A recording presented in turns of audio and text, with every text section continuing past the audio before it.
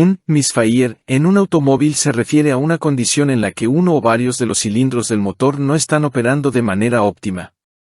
En otras palabras, estos cilindros no están recibiendo la cantidad adecuada de chispa eléctrica o de combustible necesario para llevar a cabo la combustión de manera eficiente.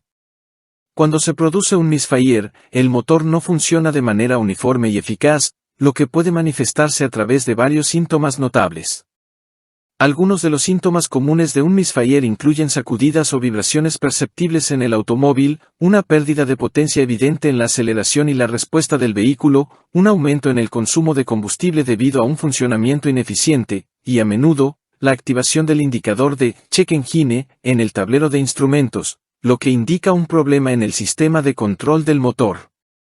Las causas de los misfires pueden ser diversas y variadas, desde problemas con componentes como las bujías, los cables de las bujías, las bobinas de encendido, los sensores de posición del cigüeñal y el sistema de inyección de combustible, hasta problemas mecánicos más profundos en el motor, como una baja compresión en uno de los cilindros.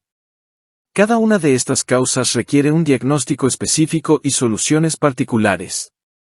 Es fundamental abordar un misfire en un automóvil de manera oportuna, ya que puede tener un impacto negativo en el rendimiento del motor y, si se ignora, puede causar un desgaste prematuro o daños más graves. En consecuencia, se recomienda encarecidamente llevar el vehículo a un taller de reparación automotriz con personal especializado y equipo de diagnóstico para que un mecánico profesional pueda identificar la causa subyacente del misfire y realizar las reparaciones necesarias para restaurar el funcionamiento óptimo del motor. No olvides suscribirte y dejar un like, ayudarías al canal.